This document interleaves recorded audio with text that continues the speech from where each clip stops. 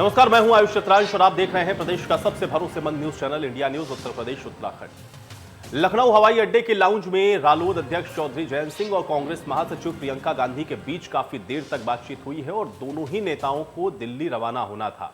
जयंत जहां लखनऊ में पार्टी का घोषणा पत्र जारी करने के लिए पहुंचे थे, तो फिर वहीं प्रियंका गोरखपुर में कांग्रेस की प्रतिज्ञा रैली करने के बाद लौट रही थी। उनके साथ छत्तीसगढ़ के मुख्यमंत्री भूपेश बघेल और सांसद दीपेंद्र हुड्डा भी मौजूद थे।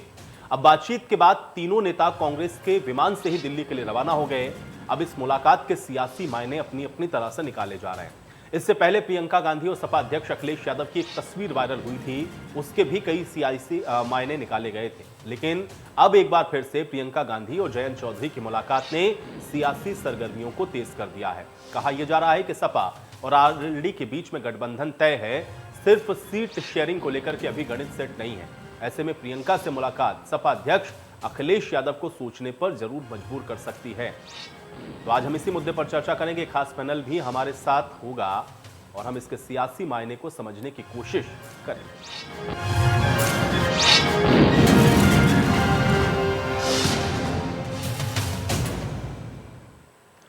इस मुद्दे को लेकर के अनिल दुबे, राष्ट्रीय सचिव आरएलडी और बीजेपी के प्रवक्ता हीरो वाजपेयी का क्या कुछ कहना है, सुनिए। इसके सियासी मायने निकालने की कोई मतलब नहीं। चौधरी चरण सिंह एयरपोर्ट पर दोनों दलों के नेताओं के बीच मुलाकात हुई और एक दूसरे का कुशल क्षेम जाना। राजस्थान में कांग्रेस और राष्ट्रीय लोकदल का गठबंधन है, वहाँ की सरकार में राष्ट्रीय लोकदल शामिल है, तो कांग्रेस से भी राजस्थान में हमारा गठबंधन है, तो उससे हमारे इसलिए उससे रिश्ते भी हैं और उसके संबंध में बातचीत हुई। और उत्तर प्रदेश में तो हम समाजवादी पार्टी के साथ हमारा वैचारिक गठबंधन है और समाजवादी पार्टी के साथ हमारी वार्ता राष्ट्रीय लोकदल की और समाजवादी पार्टी की वार्ता अंतिम चरण में चल रही है। शीघ्र ही दोनों दलों के बीच में जो गठबंधन की औपचारिक चीज़ें हैं वो पूरी होंगी। लोकतंत्र का ये चुनाव पावन पर्व होता है और इस पावन पर्व आने से पहले इस तरह के तमाम दल जो है अपना मतभेद भुलाकर लोगों से बातचीत करते हैं और उसके बीच में तमाम सारी चर्चाएं परिचर्चाएं होती हैं जो मीडिया इवेंट का काम करती हैं। और मुझे लगता है इन राजनीतिक पार्टियों के राजनीतिक राजकुमार जो विरासत को भुनाने में लगे हुए हैं बरसों से, चाहे प्रियंका गांधी राहुल गांधी कह दें, इंदिरा गांधी की विरासत भुनाने में लगे हैं, अखिलेश यादव मुलायम सिंह की और जयंत चौधरी चरण सिंह जी की, तो इन लोगों के केवल ये मीडिया इवेंट के अलावा इस तरह की मुलाकातों का और कोई असर नहीं। जनता बहुत समझदार हो सकी।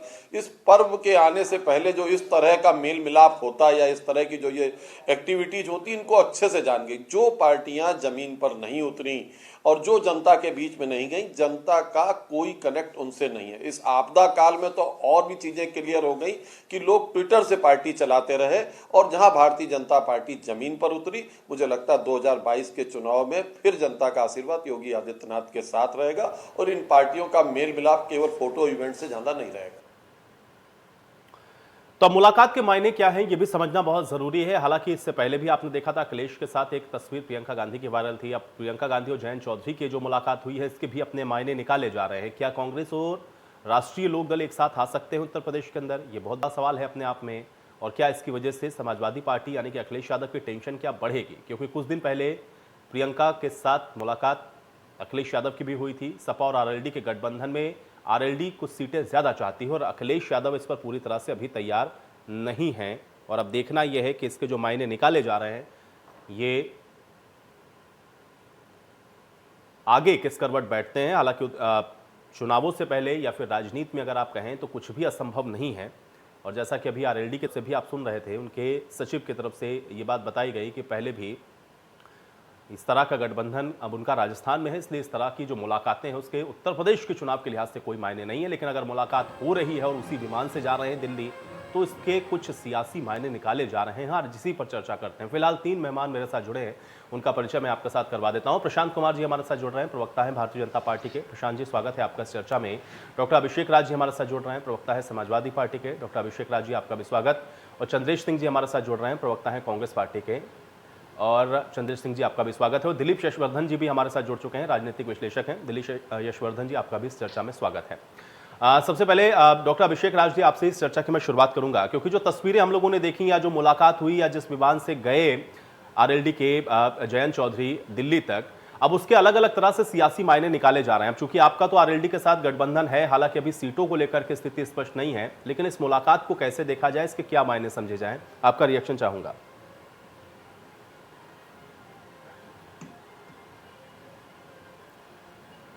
डॉक्टर अभिषेक राज जी, मुझे लग रहा है शायद ऑडियो आपकी म्यूट है, एक बार अनम्यूट करें।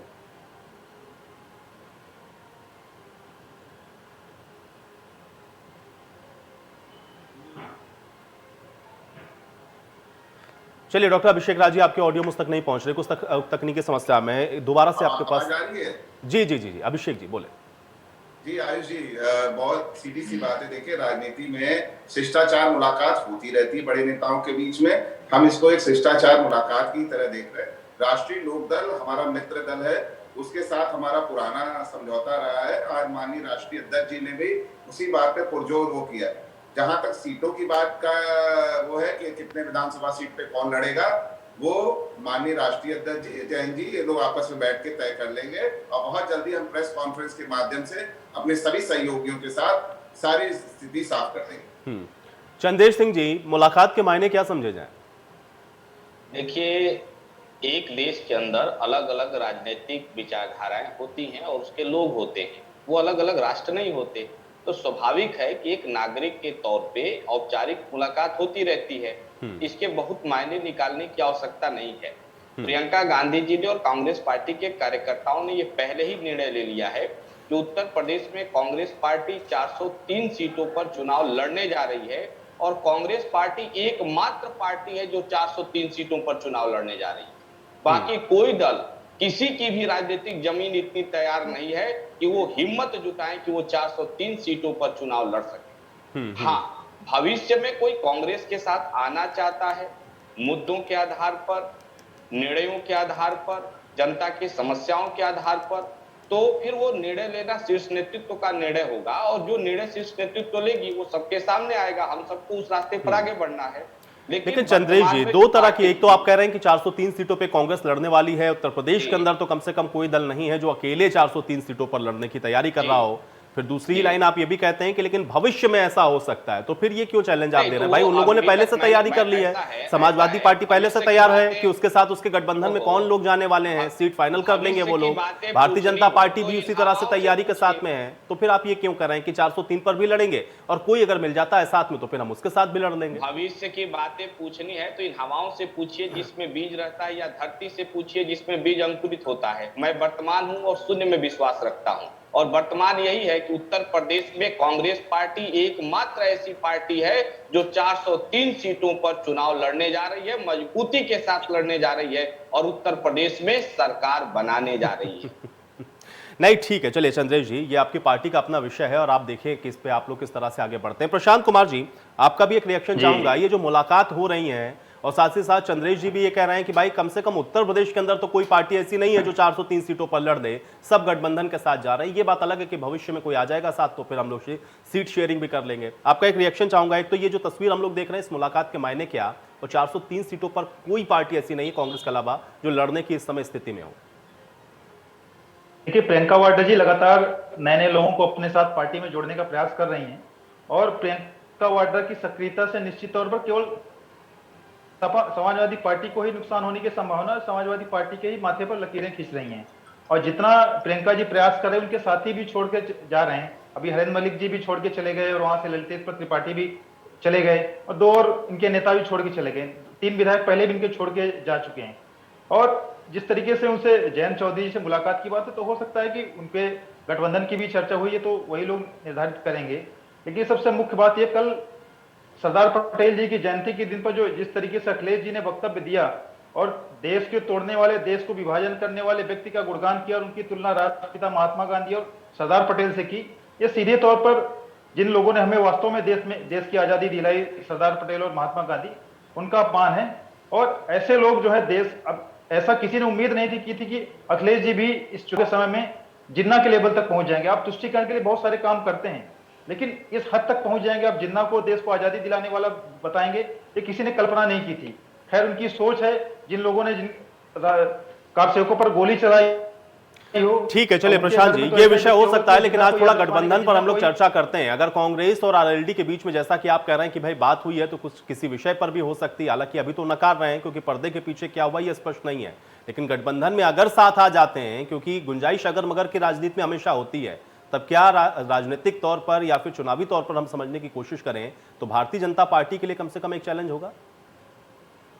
हमारे लिए कोई चैलेंज नहीं है। ये सभी पार्टियां दूसरे नंबर की लड़ाई लड़ रही हैं और प्रियंका वाड्रा जी की सक्रियता जितनी यदि कि अखिलेश जी के लिए परेशानी का सबब बन रही है और प्रियंका वाड्रा जी अपने साथ नए नए सहयोगी को खोज रही, तो हो सकता है जयंत चौधरी जी, उनको लग रहा हो पश्चिमी उत्तर प्रदेश में उनको कुछ वो लाभ पहुंचा सकते हो, इसलिए जयंत चौधरी जी के साथ बात बनती है। जब बड़े नेता मिलते हैं तो बिना उद्देश्य के नहीं मिलते हैं। ऐसे कोई फोटो ऑप के लिए तो कोई नेता मिलते नहीं है। अगर बड़े नेता जब भी मुलाकात होती है, कुछ ना कुछ उनका मोटिव होता है, उद्देश्य होता है। अब ये तो वही बताएंगे कि उनका उद्देश्य क्या है, वो गठबंधन करने जा रहे हैं या नहीं जा रहे हैं। नहीं, वो तो बताएंगे भी नहीं, वो तो जब खुलकर सामने आएंगे उसके बाद ऑफिशियली आएगा ना वो। लेकिन हालांकि कयास जो है उस पर चर्चा की जा सकती है। दिलीप यशवर्धन जी हमारे साथ जुड़ चुके हैं। दिलीप जी, किस तरह से देखते हैं? एक तो मुलाकात की तस्वीरें कई हम लोगों ने देखी। पहले एक तस्वीर हम लोगों ने देखी थी एक बस के अंदर, जहां पर अखिलेश यादव और प्रियंका गांधी साथ में नजर आए थे। एक तस्वीर हम लोग देख रहे हैं, एक लखनऊ एयरपोर्ट लाउंज की तस्वीर है, जहां पर जयंत चौधरी के साथ काफी देर तक ये बातचीत होती है और वो उसी विमान से दिल्ली भी जाते हैं प्रियंका गांधी के साथ में। इसको आप कैसे देखते हैं एक राजनीतिक विश्लेषक होने की दृष्टि से? आयुष जी, ये बात सत्य है कि राजनीति में औपचारिक मुलाकात होना कोई बड़ी बात नहीं होती है। एक नेता बड़े नेता से मिलता रहता है। अगर आप थोड़े दिन पहले देखें तो अखिलेश जी योगी जी से भी मिलने गए थे, मुलायम सिंह जी भी योगी जी से मिलने गए थे। वो औपचारिक मुलाकातें समय दर समय होते रहना, उसके एक अलग मायने होते हैं। लेकिन जिन मुलाकातों पर हम लोग चर्चा कर रहे हैं बैठ करके, ये औपचारिक मुलाकातें नहीं है, ये प्योर और शुद्ध तरीके से राजनीतिक मुलाकातें हैं। और अब इलेक्शन का समय आ गया है, इलेक्शन एकदम सर पर आ गया है, तो हर व्यक्ति एक अवसर के तलाश में, और अवसर के तलाश में छोटी पार्टियां ही नहीं है, बड़ी पार्टियां भी है। बड़ी पार्टियों को लगता है कि जो छोटे छोटे दल होते हैं ये ज्यादा नहीं करेंगे तो 1, 2, 3, 4 सीटों पे डेंट मार देंगे, तो उससे पार्टी में फर्क तो पड़ता ही पड़ता है। भारतीय जनता पार्टी के प्रवक्ता ये कह रहे हैं कि उन्हें कोई फर्क नहीं पड़ता है, ऐसा नहीं है, फर्क सबको पड़ता है। और भारतीय जनता पार्टी को अगर इस बात की चिंता नहीं होती तो आप छोटी छोटी पार्टियों की गतिविधियों पर नजर नहीं रख रहे होते। आपके नजर रखने का मतलब ही यही है कि आपको उन पार्टियों की गतिविधियों से परेशानी है, चाहे आप उनसे सीखने के नजरिए से नजर रख रहे हो या उसमें देख करके अपनी स्ट्रेटेजी बदलने के नजरिए से नजर रख रहे हो, पर नजर है। और ये जो मुलाकातें हैं, ये मुलाकातों का बड़ा गहरा मतलब है। जयंत चौधरी जी भी, उनकी राजनीतिक जमीन उत्तर प्रदेश में नहीं है, कांग्रेस की भी जमीन उत्तर प्रदेश में नहीं है, तो दोनों मिलकर के जमीन का एक टुकड़ा तलाशने की कोशिश कर रहे हैं। प्रियंका गांधी बहुत तेजी से एक्टिव हैं। जयंत चौधरी साहब को लगा कि प्रियंका गांधी की मेहनत, जो गाड़ी वो दौड़ा रही है, उसमें अगर उनको बैठ करके कुछ सीटों का फायदा हो जाए, प्रियंका जी को लग रहा है कि इनके आ जाने से एक पर्टिकुलर क्षेत्र में हमारी सीटें हो सकता है बढ़ जाए, हमारा वोट बैंक बढ़ जाए, तो ये गठबंधन एक राजनीतिक रूप से है, कोई औपचारिक मुलाकात नहीं है। और भविष्य में जिसका जिसके साथ फायदा हो जाएगा वो उसके साथ गठबंधन कर लेगा। आपने पहले भी देखा है कि सपा और कांग्रेस ने भी गठबंधन किया है, बसपा और सपा ने भी गठबंधन किया है। और गठबंधन तो इस देश की एक प्रक्रिया है, क्योंकि इस देश में कोई भी राजनीतिक दल अकेले चुनाव लड़ने में घबराता है। भारतीय जनता पार्टी भी इतनी बड़ी पार्टी है, वो आज की डेट में सन 75 की अगर आप बात करिए तो जो स्थिति आज बाकी राजनीतिक पार्टियों की है, सन 75 में वही स्थिति भारतीय जनता पार्टी की भी थी। लेकिन दिलीप जी, कांग्रेस के प्रवक्ता तो चंद्रेश जी कह रहे हैं कि भाई उत्तर प्रदेश के अंदर तो कम से कम कांग्रेस पार्टी अभी मौजूदा दौर में इकलौती ऐसी पार्टी है जो 403 सीटों पर लड़ेगी और कोई पार्टी नहीं। लड़ने में कोई बुराई थोड़ी ना है, लड़ सकते हैं, इनके पास इतने नेता हैं, लड़ सकते हैं। ये तो जैसे 40% रिजर्वेशन की बात भी प्रियंका जी ने कही है, तो नए नए कैंडिडेट्स ला करके लड़ सकते हैं, लड़ने में कोई बुराई नहीं है। लड़के आप जीतेंगे कितना, सवाल तो ये है कि आप कितनी सीटें सिक्योर कर पाएंगे और कितना आपकी दखलंदाजी रहेगी 2022 के रिजल्ट में। डॉक्टर अभिषेक राय जी। हाँ जी जी दिलीप जी कह रहे हैं कि देखिए, मुलाकात सिर्फ ये नहीं कह सकते कि औपचारिक है, औपचारिक मुलाकात नहीं होती और वो भी ऐसे वक्त में जब चुनाव बिल्कुल सर पर हो। देखिए, मैं दिलीप जी की बात और अभी मैं प्रशांत जी की बात सुन रहा था। अभी कह रहे थे कि ये मुलाकातें जो होती हैं, कोई नेता किसी से मिलता है तो नहीं होता। अभी माननीय प्रदेश अध्यक्ष भाजपा के स्वतंत्र देव जी माननीय नेताजी से मिलने गए थे, तो क्या स्वतंत्र देव जी भाजपा तोड़ के समाजवादी पार्टी में शामिल होने जा रहे हैं? साहब, उन्होंने खुद कहा ये शिष्टाचार मुलाकात है, शिष्टाचार हमेशा बना रहना चाहिए। हमारा आपका शिष्टाचार है, कहते हैं मतभेद होना चाहिए, मनभेद नहीं होना चाहिए। राजनीति में हमारे विजन अलग है, इनके विजन अलग है, इनके चाल और चरित्र में अंतर है, इसलिए जनता इनसे त्राहिमाम कर रही है। हम जनता से जुड़े हुए मुद्दे उठा रहे हैं। आपने कल देखा होगा या लगातार हमारे जो विजय रथ निकल रहे हैं, हमारी कोई भी रैलियां हो रही है, जनता का जो जन सैलाब उमड़ रहा है हमारी रैलियों में, वो इस बात का द्योतक है, परिवर्तन का द्योतक है। अब 22 में हम इनकी सरकार बदलने जा रहे हैं। आज ये सिलेंडर पे बात नहीं करेंगे, आज ये महंगाई पे बात नहीं करेंगे, आज ये बेरोजगारी पे बात नहीं करेंगे, आज ये सबसे महंगी बिजली उत्तर प्रदेश में मिल रही है उसकी बात नहीं करेंगे, आज ये कानून व्यवस्था पे इसलिए बात नहीं करेंगे कि इनके गृह मंत्री के बेटे दूरबीन लेके गृह मंत्री जी खोज रहे थे कि अपराधी कहाँ है, अपराधी अरे साहब बगल में बैठा है छोरा और शहर में ढिंढोरा। तो वो नहीं, ये बात तो डॉक्टर अभिषेक राज जी, ये तो बात आपको करनी पड़ेगी। सत्ता पक्ष थोड़ी ना कभी इस बात की बात करेगा, लेकिन अगर आप भी जाकर के या अखिलेश यादव जी जाकर के वहां जिन्ना को लेकर के इस तरह के स्टेटमेंट देंगे तो लाइन तो आप ही लोग खींच रहे हैं और दे रहे हैं मौका इनको कि भाई चलिए ठीक है अब इस पर आरोप प्रत्यारोप शुरू हो जाए। आपको उसी पर केंद्रित रहना चाहिए, आपको उसी पर केंद्रित रहना चाहिए। आप महंगाई की बात करें, आप बेरोजगारी की बात करें, आप नौजवानों की बात करें, लेकिन जब उस लाइन से आप हटेंगे तो आप सामने वाले को स्पेस देंगे। मैं ये बात आयुष जी बिल्कुल, हम किसी को स्पेस नहीं दे रहे हैं, हम जनता से जुड़े हुए मुद्दे उठा रहे हैं, हम जनता के बीच में है और जनता की आवाज बन के, क्योंकि हम प्रमुख विपक्षी दल हैं इस समय उत्तर प्रदेश में, हम जनता की आवाज बन के जनता के मुद्दे यही सवाल है ना डॉक्टर अभिषेक राज जी, जनता की आवाज में जिन्ना का जिक्र कहां से हो जाता है? देखिए, जहां तक जिन्ना की बात अगर ये लोग कहते हैं, जिन्ना का नाम लेना क्या देशद्रोह है? अगर ये देशद्रोह है तो भाजपा और योगी सरकार ने जिन्ना की तारीफ करने वाले देशद्रोहियों को मंत्री क्यों बनाया बैठे? उसी जिन्ना जिसके लिए भाजपा के वरिष्ठ नेता लाल कृष्ण आडवाणी कराची में जिन्ना की मजार पर मत्था टेका और उनकी तारीफ की थी। जसवंत सिंह ने जिन्ना को देशभक्त लिखा और उसके अलावा आज भाजपा में मलाई काट रहे मंत्री बसपा से मरे हुए स्वामी प्रसाद मौर्य जी, उनको देशभक्त बता रहे हैं। साहब, इनके पास कौन सा वो है कि हम नाम ले लेंगे तो हम देशद्रोही और इनके नेता नाम लेंगे तो वो देशद्रोही नहीं? इस तरह का ये नहीं नहीं, चाहते हैं। मैं यही तो कह रहा हूँ ना अभिषेक जी, महंगाई का और तमाम समस्याओं का जिक्र होते होते ये जिन्ना तक बात पहुंचती क्यों है? सवाल केवल इस बात का। मैं उसी बात, देखिए हम उसी बात पे आ रहे हैं। हमने जिन्ना की बात नहीं की, हम सिर्फ एक बात कह रहे हैं, आजादी की लड़ाई सबने मिलकर लड़ी, कोई सावरकर बन के माफी नहीं मांगी किसी ने। जिनको ये पूछते हैं, जिस माफी लिखित माफी है 1929 की घटना आपको याद दिलाना चाहता हूं मैं आपको, वो इतिहास की नहीं ठीक है डॉक्टर अभिषेक राज जी, देखिए वो इतिहास मुझे पता है और वो पढ़ा है मैंने, ठीक है, वो मेरे पास जानकारी, लेकिन आज के विषय पर रहते हैं। लेकिन एक सवाल और मैं इसमें जोड़ूंगा, क्योंकि चंद्रेश जी कह रहे हैं कि सभी पार्टियां, उसमें उन्होंने बीजेपी को भी, समाजवादी पार्टी को, बहुजन समाज पार्टी को, सबको कहा 403 सीटों पर तो सिर्फ कांग्रेस लड़ रही है इस समय उत्तर प्रदेश के अंदर, बाकी सभी पार्टियां गठबंधन के साथ जा रही हैं। देखिए, हम जो भी मित्र दल, जो भी समान विचारधारा के दल हैं, जो इस प्रदेश की जनता के मुद्दे उठा रहे हैं, जो इस अराजक सरकार से तंग आ चुके हैं और जनता को मदद करना चाहते हैं, हम उन सबका खुले दिल से स्वागत करते हैं, सारे छोटे दलों का। बड़े दलों से गठबंधन हमारा नहीं होगा, माननीय राष्ट्रीय अध्यक्ष जी ने ये कई बार प्रेस में क्लियर कर दिया। तो हम जो भी मित्र दल है, जैसे राष्ट्रीय लोकदल हमारा सबसे पुराना सहयोगी है, उसके साथ हमारा गठबंधन है, आज भी वो माननीय राष्ट्रीय अध्यक्ष जी ने आपको बताया। इसी तरह ओम प्रकाश राजभर जी हो जाए, चाहे महान दल हो, चाहे क्रांति दल हो, हमारे कई दलों के साथ गठबंधन है।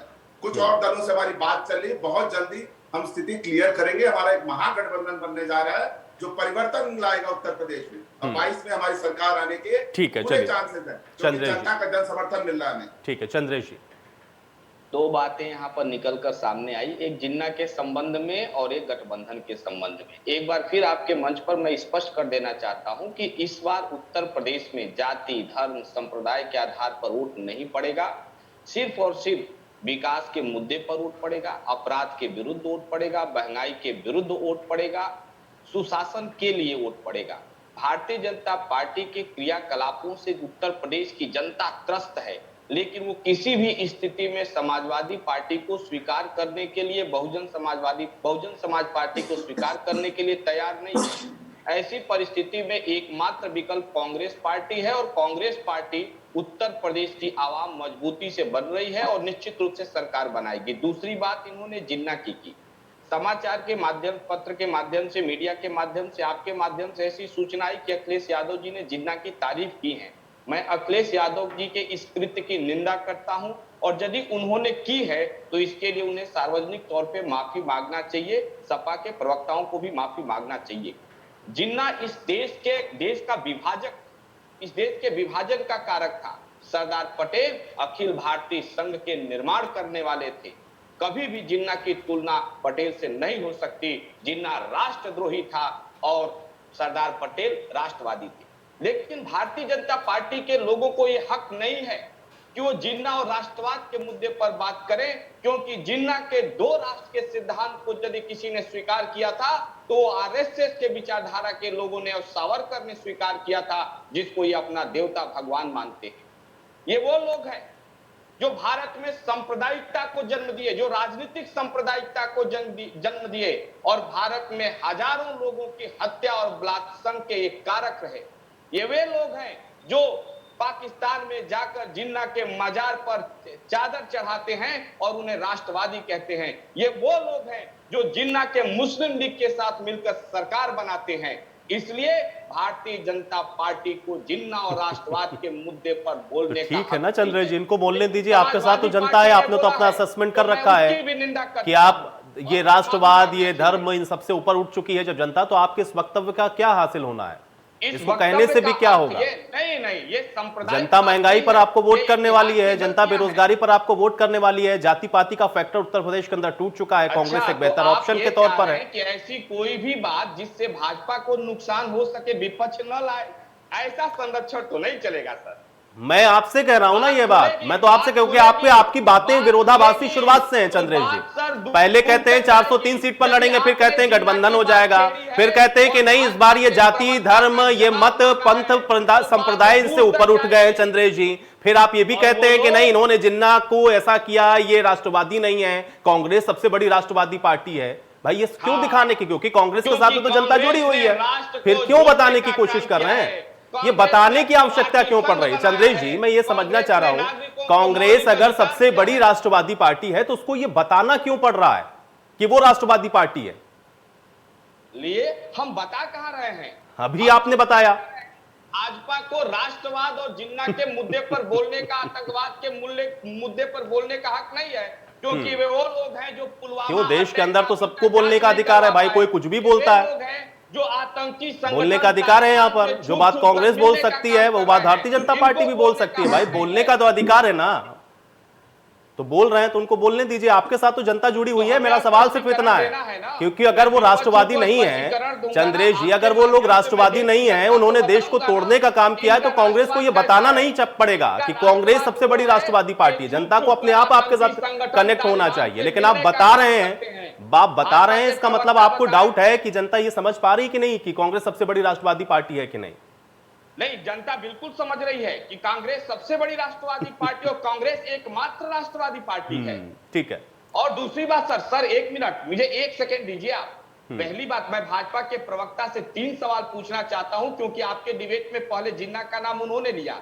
उन्होंने मुस्लिम लीग के साथ उनकी विचारधारा के लोगों ने सरकार क्यों बनाई? 2 राष्ट्र के सिद्धांत को सावरकर ने स्वीकार क्यों किया, जिसको जन्म जिन्ना ने दिया था? इनके अलाल कृष्ण आडवाणी जी ने जिन्ना के मजार पर चादर क्यों चढ़ाई? और अभी वर्तमान में प्रधानमंत्री मोदी अपने प्रतिनिधियों के माध्यम से आतंकी संगठन तालिबान के साथ छुप कर क्यों मिल रहे हैं?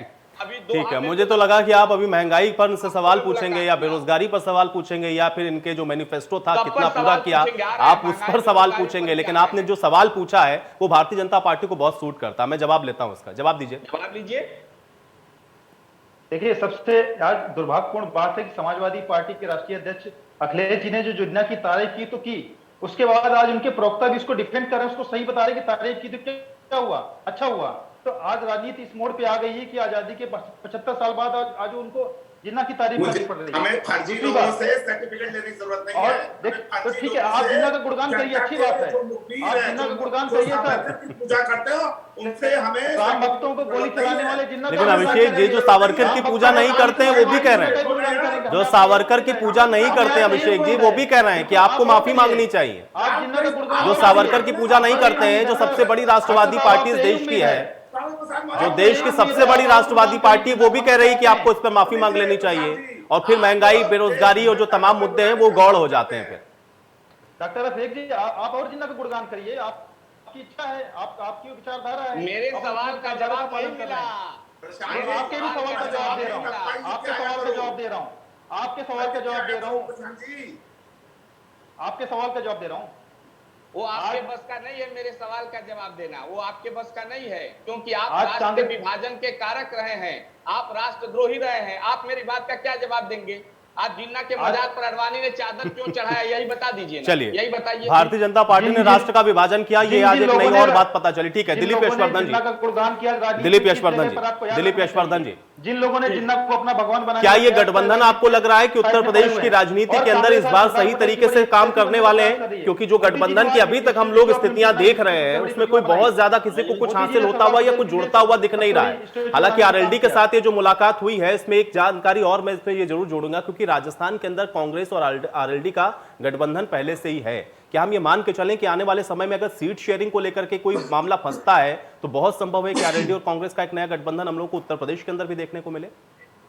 इस बात को मान लेने में कहीं कोई गुरेज नहीं है आयुष जी, हम मान सकते हैं, क्योंकि ऐसा पीछे भी हुआ है और भविष्य में भी होता रहेगा, वर्तमान में भी ये हो रहा है। गठबंधन देखिए राजनीति की एक मांग भी होती है और इसको कोई बुराई की नजर से नहीं देखा जाना चाहिए। देखिए एनडीए भी कुछ दलों का संगठन है, एनडीए का मतलब भाजपा नहीं है, यूपीए का मतलब कांग्रेस नहीं है। ये लोग डिक्लेयर्ड एफिलिएशन लेकर के चल रहे हैं, इन्होंने अपना एक गठबंधन बना लिया है जिसका एक ऑफिशियल नाम दे दिया है एनडीए और यूपीए। इसके अलावा जो छोटी क्षेत्रीय पार्टियां हैं, जैसे जो उत्तर प्रदेश में सक्रिय पार्टी है, भारतीय समाजवादी पार्टी है, बहुजन समाज पार्टी है, ये लोग समय समय पर गठबंधन मौके के हिसाब से करते रहते हैं। अभी देखिए डॉक्टर अभिषेक राय जी ने कहा कि हम छोटी छोटी पार्टियों से गठबंधन करने को तैयार है। तो गठबंधन को ना तो कोई नकार सकता है और ना उसको कहीं से बुरा कहा जा सकता है। सवाल सिर्फ ये आता है कि आपका गठबंधन हो, चाहे आप अकेले लड़ें, लेकिन आपके लड़ने का हित क्या, उद्देश्य क्या है? आप ये गठबंधन जनहित में करना चाहते हैं कि अपनी राजनीतिक जमीन बचाने के लिए करना चाहते हैं या सत्ता पाने के लिए करना चाहते हैं? देखिए यहाँ पर जो भी डिबेट आज चल रही है उसमें वीर सावरकर को लेकर के बातें हो रही हैं, जिन्ना को लेकर के बातें हो रही हैं, पटेल साहब को लेकर के बातें हो रही हैं। सारे महापुरुष रहे हैं इस देश के अंदर। जिन्ना का पहले कंट्रीब्यूशन रहा, उसके बाद उन्होंने मुस्लिम लीग अलग बना ली, फिर उन्होंने भारत के विभाजन पर बात करी, उसका किसने साथ दिया किसने साथ नहीं दिया, हम सब ने जो पढ़ा है हम उसके बिहाफ पर जानते हैं। लेकिन उन चीजों पर आज जिक्र करके वो देशद्रोह थे, उनको देश से निकाला दे दिया गया, उन्होंने दूसरा देश बना लिया, उसके बाद से तो इस देश में उनका रोल खत्म हो गया ना। उनकी देशद्रोहिता इस देश में तो काम नहीं आ रही है। हम क्यों लड़ रहे हैं उस बात को लेकर के, या हम क्यों तारीफ कर रहे हैं उनकी, उन्होंने जो किया या नहीं किया?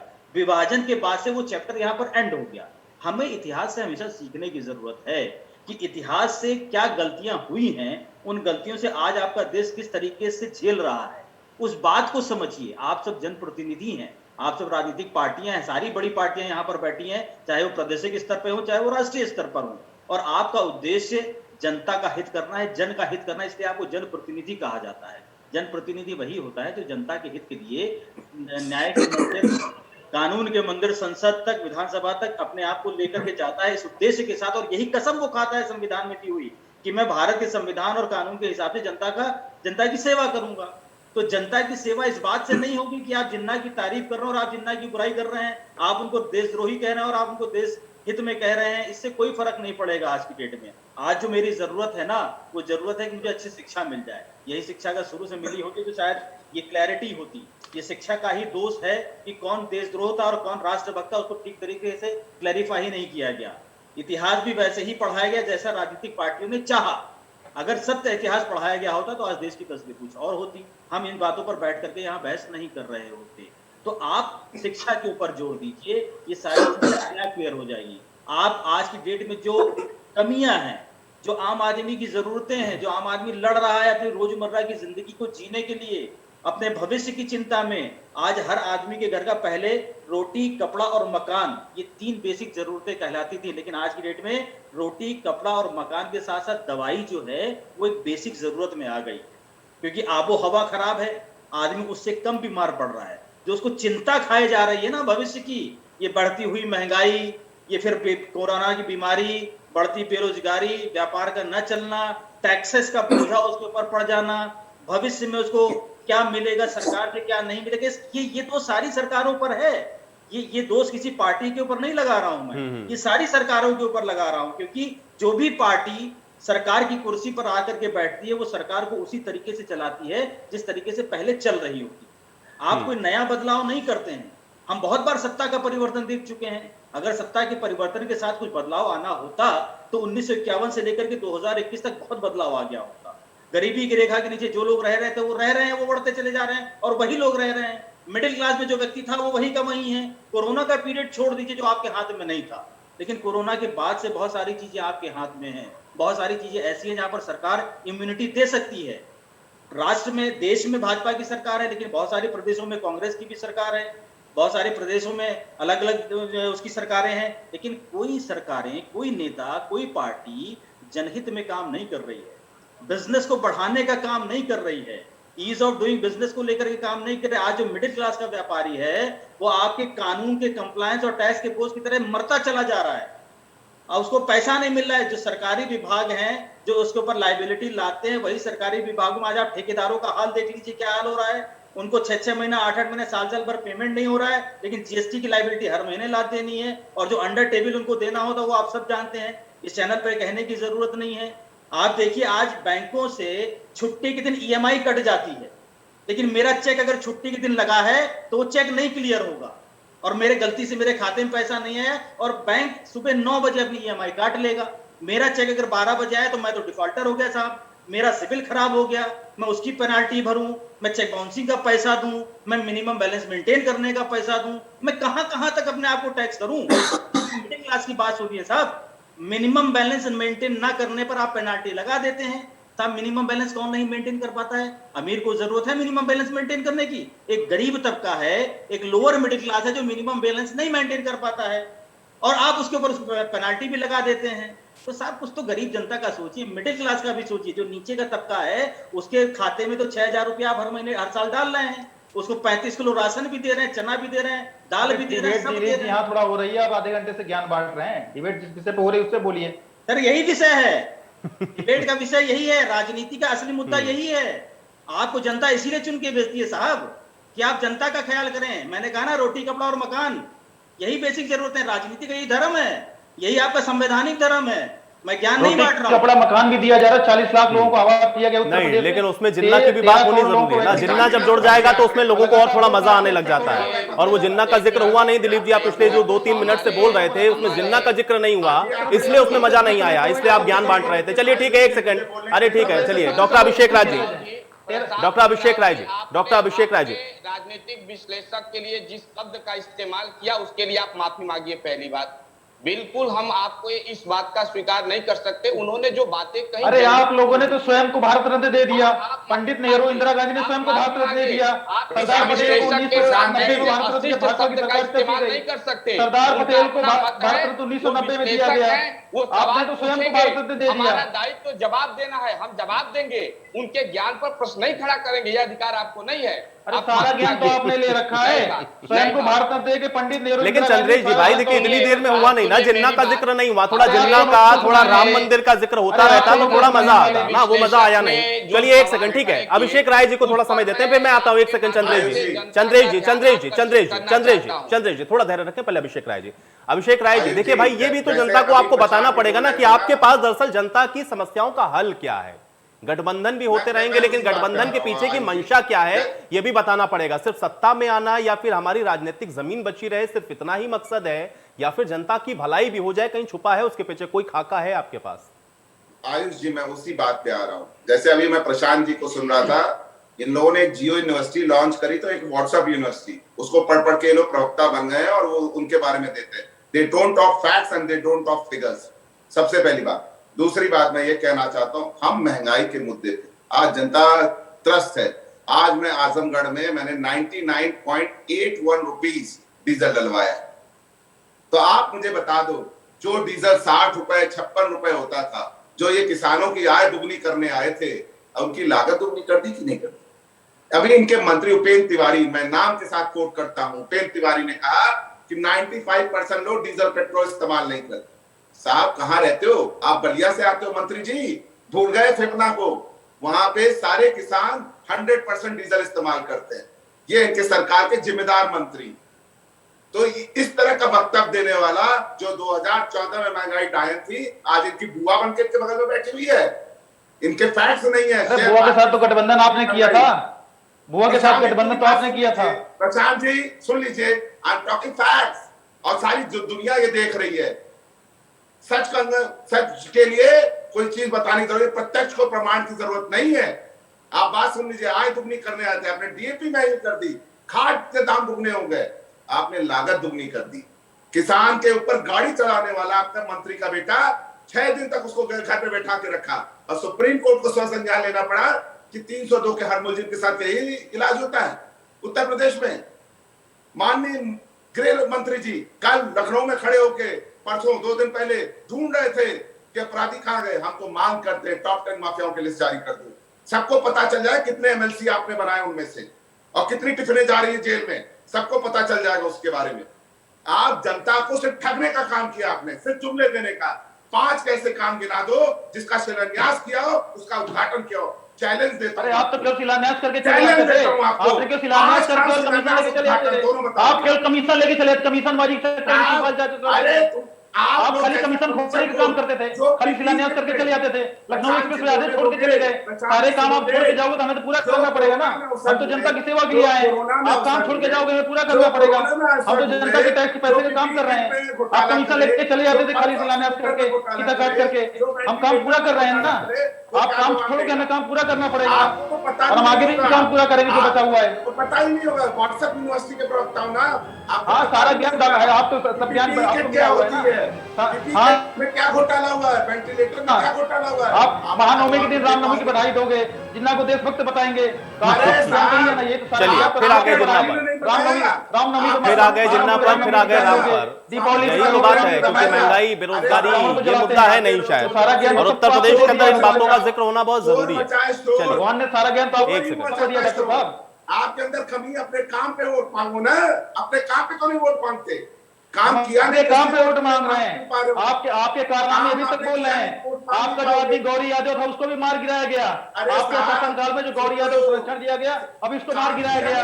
आपके कारनामे अभी तक बोल रहे हैं 5 साल बाद, 5 साल आपके जाने के बावजूद आप। चलिए ठीक है, चलिए ठीक है। प्रशांत जी एक सेकंड, अभिषेक राय जी, प्रशांत जी ठीक है। चलिए अभी तो आप बता रहे थे दिलीप जी को किसी के आज मुद्दे पर ही रहते, तो मुद्दे का ही जिक्र करिए ना। शुरुआत आपने करी जिन्ना को बीच में ला करके, जिन्ना का जिक्र आज होना नहीं चाहिए था डिबेट में, लेकिन आप सबसे पहले लेकर के आए। मुझे ये बताएं, आपने कहा कि गठबंधन के साथ जा रहे हैं, गठबंधन अगर कोई हो भी जाता है तो आपके लिए चैलेंज नहीं है। अगर गठबंधन आपके लिए चैलेंज नहीं है तो आप फिर क्यों गठबंधन कर रहे हैं पार्टियों के साथ? भारतीय जनता पार्टी अपना स्वतः ही सारे चुनाव क्यों नहीं लड़ लेती है? 403 सीटों पर आप क्यों नहीं लड़ते हैं? गठबंधन चैलेंज क्यों नहीं है आपके लिए? नहीं, हमने कभी नहीं कहा कि हम 403 सीटों पर अकेले चुनाव लड़ेंगे। हमने पिछला चुनाव भी गठबंधन में लड़ा था, लोकसभा चुनाव भी गठबंधन में लड़ा, अभी विधानसभा चुनाव भी गठबंधन में लड़ेंगे। हमारे 2 पार्टी, 7 पार्टी और अपना दल के साथ गठबंधन है। आगे अन्य भी 5-6 छोटे दलों ने हमें समर्थन दिया है। अगर उनके साथ आगे बात बनेगी तो उनके साथ गठबंधन हम लड़ेंगे। हमने कभी नहीं कहा कि हम 403 सीटों पर लड़ेंगे। हम अपने मुद्दों पर, अपने विकास पे, अपने काम पे हम चुनाव लड़ रहे हैं, अपने उसके आधार पर वोट मांग रहे हैं। हमारी किसी अन्य दल से कोई नहीं है। वो तो प्रियंका वाड्रा जी सपा के लिए चुनौती पेश कर रही है, उनकी लड़ाई आपस में 2 नंबर के लिए हो रही है। उनकी आपस की दोनों की प्रियंका वाड्रा जी की लड़ाई है, हमें उससे कोई मतलब नहीं है उनकी लड़ाई से। मुद्दों की बात कर रहे हैं ना, तो मुद्दों का तो जवाब देना पड़ेगा ना। महंगाई का जवाब आप नहीं देंगे, डीजल पेट्रोल पर जवाब आप नहीं देंगे, देखिए रोजगार 2014 में 86,000 रुपए पर कैपिटल पर आप जवाब नहीं देंगे। आज 1,27,000 हो गई है। अरे 86,000 पर इनकम थी 2014 में। अरे पर कैपिटा इनकम तो प्रशांत जी हमेशा बढ़ी है भाई। प्रशांत जी जिस समय आप बढ़ते हुए डीजल और पेट्रोल को लेकर के सड़कों पर आते थे, प्रशांत जी जब बढ़ते हुए डीजल और पेट्रोल को लेकर के जब आप लोग सड़कों पर उतरते थे तब उस समय भी पर कैपिटा इनकम बढ़ती थी। 1947 से लेकर के 14 तक पर कैपिटा इनकम बढ़ी है। ये पर कैपिटा इनकम वाला गणित मत समझाइए। सर्च इंजन ऑन करिए, per capita income Uttar Pradesh के देखिए 44,000 रुपए। कितना झूठ बोलोगे साहब? आप सबके पास आज देश की, अगर आप देश की बात करेंगे, देश की पर कैपिटा 86,000 से 1,27,000 हुई है। उत्तर प्रदेश की बड़ी है, सभी जगह पर कैपिटा इनकम बढ़ी है। अपने फर्जी, पूरे देश की बड़ी है, उत्तर प्रदेश की बड़ी है। और 40 लाख लोगों को हमने सर्च कर लो, आवाज दिया है। 80 करोड़ लोग लगातार राशन देने का काम कर रहे हैं इस कोविड के पीरियड में। 13 करोड़ नहीं मजबूर बना रहे हो। 80 करोड़ को आप कह रहे हो कि आप राशन बांट रहे हो। कितना झूठ बोलोगे? 5 किलो राशन बांट के हमारी 134 करोड़ आबादी है, तो आपके हिसाब से कितने % हम गरीबी रेखा के नीचे हैं? कितना झूठ बोलोगे साहब? सबको पता है। चलिए चंद्रेश जी हमारे साथ जुड़ गए। 2 साल से दिया जा रहा है। ठीक है चंद्रेश जी, ठीक है प्रशांत जी और अभिषेक जी, ठीक है दोनों लोग शामिल हैं। चंद्रेश जी, नमस्कार। देखिए अभी हमारे विश्लेषक साहब जो बात कह रहे थे, निश्चित रूप से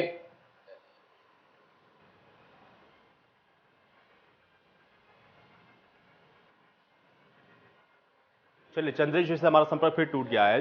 दिलीप जी, मैं आपके पास आता हूं। क्या उत्तर प्रदेश के अंदर, क्योंकि अभी यहां जिन मुद्दों का जिक्र हो रहा है, अगर हम लोग उन मुद्दों को छोड़ें तो जो सबसे सर्वाधिक हम लोग जिस पर कहते हैं कि होनी चाहिए चर्चा, कि महंगाई पर हो जाए चर्चा, मिडिल क्लास की चर्चा हो जाए, या जिन मुद्दों का जिक्र पॉलिटिकल पार्टियां डिबेट में करती हैं, क्या वाकई में वो वोटर वहां बूथ तक जब पहुंचता है तो इन्हीं मुद्दों के आधार पर वोट करता है, या इस बार भी वो वोट होने की कोई गुंजाइश आपको नजर आती है, या वही समीकरण, वही जातिगत फैक्टर आपको इस बार भी उत्तर प्रदेश के विधानसभा चुनाव में नजर आ रहा है? कैसे देखते हैं एक राजनीतिक विश्लेषक होने की दृष्टि से?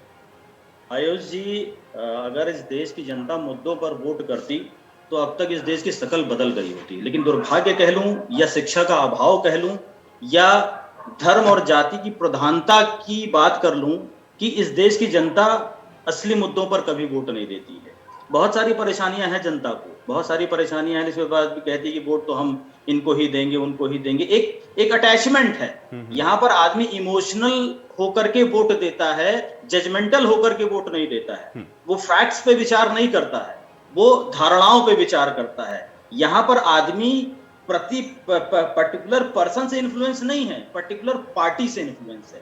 उस पार्टी की विचारधारा उसको किस जातिगत बंधन में बांध रही है या किस धार्मिक बंधन में बांध रही है, या उसको क्या जातिगत और धार्मिक लाभ देने की बात कर रही है, यहाँ पर वोटिंग का पैटर्न उस बात पर निर्भर करता है। आप देखिए कि जब भी इलेक्शंस के टाइम आते हैं, सबके यहाँ जातिगत आंकड़े बैठने शुरू हो जाते हैं कि किस क्षेत्र में किस जाति का प्रभाव है, उस जाति का ऐसा कौन सा नेता है जिसका इन्फ्लुएंस है, हम किस तरफ के किस नेता को अपनी तरफ मिला लें ताकि इस जाति के लोग हमारी तरफ इन्फ्लुएंस हो जाएं। कैसे हम किस तरीके से मंत्रालय का विभाजन करें, किस तरीके से हम सीटों का विभाजन करें कि एक एक दल का, एक एक जाति का व्यक्ति हमसे प्रभावित हो जाए। तो अगर आप राजनीतिक पार्टी और हर पार्टी दम भरती है कि हमने जनता के लिए अच्छा काम किया है, तो साहब आप छोड़ दीजिए सब कुछ, आप सिर्फ काम पे वोट मांगिए। साहब हमने अच्छा काम किया है, हमको आप वोट दे दीजिए। आप जातिगत खत्म कराने की बात कर लीजिए ना, रिजर्वेशन खत्म कराने की बात कोई पार्टी क्यों नहीं करती? आप कोई पार्टी ये आंकड़ा उठा करके बता दे कि जब से रिजर्वेशन चल रहा है तब से कितने लोगों को लाभ मिला है और इस देश में रिजर्वेशन ने क्या परिवर्तन लाया है सिवाय खराब करने। आप रिजर्वेशन हटा करके देख लीजिए, आपको दिख जाएगा कि देश में कितना फायदा हो रहा है। आप जातिगत कानून हटा करके बात कर लीजिए, आप जातिगत स्कीमें हटा दीजिए। इस देश में संसाधनों की जरूरत सबकी है। आज एक सवर्ण का परिवार है, उसके यहाँ भी भूखमरी है, उसके यहाँ भी बेरोजगारी है, उसके यहाँ भी बीमारी है, लेकिन उसको वो लाभ नहीं मिलेगा क्योंकि वो ऊंची जाति का है। आप लाभ किस पर देते हैं? नीची जाति वाले को जाति से लाभ देते कि अगर इस जाति का है तो इसको ये सरकारी लाभ मिल जाएगा, इसको ये शिक्षा का लाभ मिल जाएगा। आप शिक्षा में फ्री बांट रहे हैं, सब कुछ खाना बांट रहे हैं, बस्ता बांट रहे हैं, किताबें बांट रहे हैं, वाईफाई बांट रहे हैं, लैपटॉप बांट रहे हैं, फोन बांट रहे हैं, सब कुछ बांट रहे हैं, शिक्षा नहीं दे रहे हैं। शिक्षा दे देंगे तो व्यक्ति स्वावलंबी हो जाएगा। दीन पे दया करना ये अच्छी बात है, धर्म भी कहता है, लेकिन दीन को दीन बनाए रखना ये कोई धर्म नहीं कहता। ये सिर्फ राजनीति का धर्म कहता है कि दीन को दीन बनाए रखो ताकि वो याचक बना रहे, और अगर वो याचक बना रहेगा तो आपके आगे हाथ जोड़ के रहेगा, और आपके आगे हाथ जोड़ के रहेगा तो जिस भावना में आप उसको बहाना चाहेंगे वो भावना में आप उसको बहा करके ले जाएंगे। तो हमेशा की तरह आयुष जी, इस बार भी जो वोट हैं वो जाति के आधार पे ही पड़ेंगे और उसी समीकरणों के आधार पर निष्कर्ष आएगा। प्रशांत जी, सबका साथ सबका विकास की बात आप लोग करते हैं और आप तो कहते हैं कि हम तो अपने विकास के दम पर जाने वाले हैं, तो फिर ये जातिगत फैक्टर्स को साधने की कोशिश क्यों होती है? और इसी जातिगत फैक्टर को अगर हम लोग देख लें और इसको अगर आप नहीं नकारेंगे तो फिर आरएलडी और कांग्रेस अगर साथ में आ जाती है तो आपके लिए चैलेंज तो होगा कम से कम। नहीं, आयुष जी, मुझे दिलीप जी की बात पे बिल्कुल आपत्ति है। जो नीची जाति और ऊंची जाति का ये बात शब्द इस्तेमाल कर रहे हैं, कोई अपने सर पे स्टार लगा के पैदा नहीं होता है कि ऊंची जाति और नीची जाति। ये अगर ऊंची जाति पैदा होगा तो इन्हें किस बात का घमंड है? और दूसरी बात, भारतीय जनता पार्टी सभी वर्गों को सम्मान देने का काम कर रही है। जो जनरल कैटेगरी के गरीब लोग हैं उनको भी 10% आरक्षण देने का काम भारतीय जनता पार्टी की सरकार द्वारा किया गया है, और जो ओबीसी और एससी कैटेगरी के लोग हैं उनके लिए भी तमाम सारी स्कीम्स, स्कॉलरशिप, उनको उनके लिए कोचिंग की सुविधाएं, उनके लिए एसएससी कोचिंग, आईएएस कोचिंग, उसमें स्कॉलरशिप और कोचिंग का लाभ लगातार दिया जा रहा है। 50 योजनाएं केंद्र सरकार की और उत्तर प्रदेश सरकार की चल रही है। हम उनके लिए उनको शिक्षा के माध्यम से बढ़ाने का काम। और एक जानकारी और बता दूं, केंद्रीय विद्यालय में अभी तक ओबीसी स्टूडेंट को आरक्षण का लाभ नहीं मिलता था। अभी धर्मेंद्र प्रधान जी के शिक्षा मंत्री बनने के बाद ओबीसी छात्रों को केंद्रीय विद्यालय में आरक्षण का लाभ 27% दिया जा रहा है। बैकलॉग के केंद्रीय विश्वविद्यालयों में 5000 बैकलॉग के ओबीसी के पद खाली पड़े हुए थे। भाजपा सरकार ने उनके लिए विज्ञापन निकाला, उनको भरने का काम किया जा रहा है। नेशनल लॉ यूनिवर्सिटी में ओबीसी छात्रों के लिए जो रिजर्वेशन अभी तक नहीं था, उसको लागू करने का काम किया गया। हम ओबीसी और SC/ST वर्ग के सभी वर्गों को एजुकेट करने का काम कर रहे हैं, उनको शिक्षा के माध्यम से आगे बढ़ाने का काम कर रहे हैं, चाहे स्कॉलरशिप के माध्यम से हो या जो संविधान सम्मत आरक्षण है उसके माध्यम से हम करने का काम कर रहे हैं। लेकिन उसके साथ साथ जो जनरल कैटेगरी के जो गरीब वर्ग हैं, जिनको जो मुख्य धारा में नहीं शामिल हो पाए, उनको भी हमने 10% आरक्षण देके उनके लिए भी जो कैटेगरी इनकम कैटेगरी 8 लाख किया है। सुप्रीम कोर्ट में मामला चल रहा था, उसको भी हमने डिफाइन किया। नीट वाले मामले में सुप्रीम कोर्ट मामला चल रहा था, हमने भी उसको डिफाइन किया। सबके लिए आर्थिक आधार हो सकता है ना, फिर सबके लिए आर्थिक आधार पे जो गरीब है उसको हम योजना का लाभ देंगे, जो सक्षम है उसके लिए कोई योजना का लाभ नहीं, वो अपना कमाए खाए। मैं भी तो यही बात कह रहा हूँ जो आप कह रहे हैं, मैं भी तो कह रहा हूँ। आप सारे काम जातिगत क्यों कर रहे हैं? आप जातिगत चीजें क्यों बना रहे हैं? हम वर्गीकृत कर रहे हैं। ये संविधान सम्मत जो अधिकार है हम उसके पक्ष में हैं। हम संविधान सम्मत जो अधिकार दिया उसके पक्ष में हैं। अधिकार सबको है, हम सभी को करने का प्रयास सबको है। सवर्णों में भी गरीब हैं जो पढ़ नहीं पा रहे हैं, जिनके पास शिक्षा का अभाव है। 10% उनको दिया गया सर, आप ये क्यों नहीं दिया जाए? आप क्या कर रहे हैं?